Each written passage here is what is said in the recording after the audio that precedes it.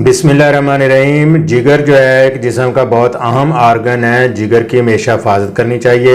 मैं हूं homeopathic doctor Mohammad शरीर और आज की मेरी वीडियो का अनवान है हेपेटाइटिस बी। तो चलिए नाज़रीन शुरू करते हैं। सब्सक्राइब करें हमारे चैनल को और बेल आइकन को दबाएं ऐसे ही इंफॉर्मेटिव वीडियो सबसे पहले देखने के लिए। हेपेटाइटिस सी में जिगर सिकुड़ता है और हेपेटाइटिस बी में जिगर बढ़ता है, सोजिश हो जाती है। इससे पहले मैंने हेपेटाइटिस सी के मौजू पर अपनी वीडियो अपलोड की थी। ऐसे अफराद जो मेरी हेपेटाइटिस बी की वीडियो को देखें तो वो हेपेटाइटिस सी की भी वीडियो को देखकर अपने नॉलेज में इजाफा कर सकते हैं। तो आई बटन में मैंने वीडियो का लिंक उसमें लगा दिया। बहुत ज़्यादा पेशेंट ने कमेंट बॉक्स में कहा कि डॉक्टर साहब आप हेपेटाइटिस बी पर भी वीडियो बनाएं। हेपेटाइटिस की मुख्तलिफ अक़साम होती हैं, hepatitis A, B, C, D, E वगैरह वगैरह। लेकिन मैं आज हेपेटाइटिस बी पे बहस करूंगा। हेपेटाइटिस बी में जिगर में सोजिश हो जाती है और जिगर इसमें बढ़ना शुरू कर देता है। जिगर जिस्म का बहुत अहम आर्गन है, बहुत ही इम्पोर्टेंट आर्गन है। जिगर के अमराज में फैटी लिवर और हेपेटाइटिस आम अमराज हैं। जैसा कि हेपेटाइटिस बी और हेपेटाइटिस सी को खामोश कातिल भी कहा जाता है, क्योंकि इस मरज़ का बहुत ज़्यादा पता नहीं चलता।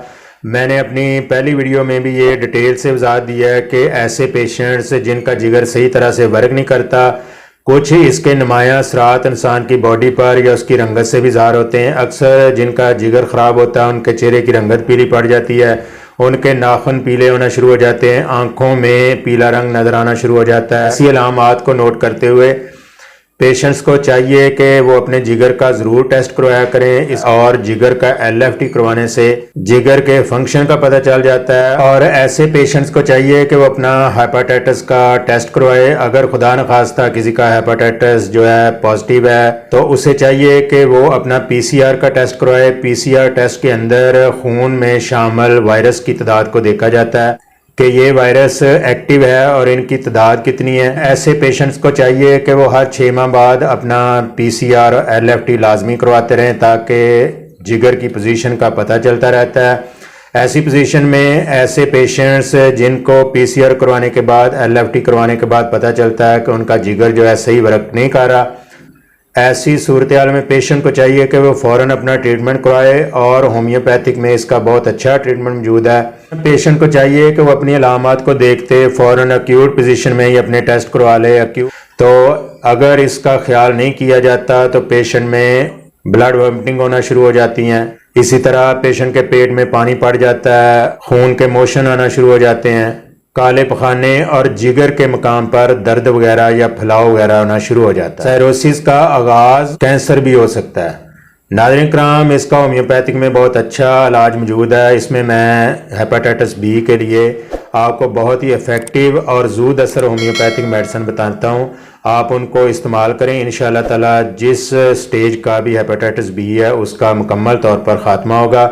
नाज़रीन कराम, हेपेटाइटिस बी के लिए carduus mother tincture, chelidonium mother tincture और चायोनिन थिस मदर टिंचर, इन तीनों का लाजम इस्तेमाल करना होगा। हर पोटेंसी के इस्तेमाल में आधे घंटे का वक्फा रखें और इनका 15-15 कतरे 3 टाइम में इस्तेमाल करें। इंशाअल्लाह ताला जिगर की सोजिश में भी ये बहुत अच्छा वर्क करती हैं और जिगर के बढ़ने को भी इंशाअल्लाह ताला रोकती हैं। नाज़रीन कराम, हेपेटाइटिस पेशेंट को अमूमन इन्फेक्शन की वजह से फीवर आता रहता है। अगर हेपेटाइटिस बी के पेशेंट को फीवर होता है तो ऐसी सूरत में चाइना ऑफ मदर टिंचर है, आप उसके 10 ड्रॉप्स हमरा पानी 2-2 घंटे के वक्फा के साथ इस्तेमाल करें। इंशाअल्लाह ताला फीवर से भी निजात हासिल होगी। जिगर की सोजिश के साथ पित्ता भी मुतासर हो रहा होता है तो चायोनिन थिस जो है पित्ते की हिफाजत करती है, पित्ता के लिए बहुत इफेक्टिव मेडिसिन है, पित्ते के वर्क को अच्छा करती है। किस्म के हेपेटाइटिस के लिए मैं आपको एक वजीफा बताता हूँ। सूरह बनी इसराइल की आयत नंबर 81 41 बार पढ़कर एक पानी पर दम कर लें और उसको अपने खाने पीने में इस्तेमाल करें। इंशाअल्लाह ताला इससे भी हेपेटाइटिस बी में बहुत ज़्यादा अल्लाह की रहमत होगी और आपको शिफा हासिल होगी।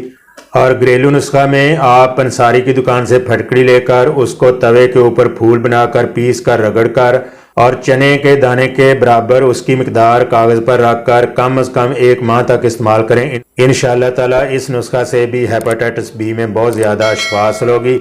हर किस्म के हेपेटाइटिस पेशेंट को चाहिए कि वो तसीर में गर्म चीज़ों से परहेज़ करे और तस्वीर में हल्की फुल्की ठंडी चीज़ों को इस्तेमाल करें। इंशाअल्लाह ताला बहुत ज़्यादा फ़ायदा हासिल होगा। मुझे भी दुआ में याद रखिएगा। मिलते हैं नाज़रीन अगली वीडियो में एक नए अनवान के साथ। तब तक के लिए इजाज़त दीजिए। अल्लाह हाफिज़। अस्सलाम वालेकुम रहमतुल्लाह।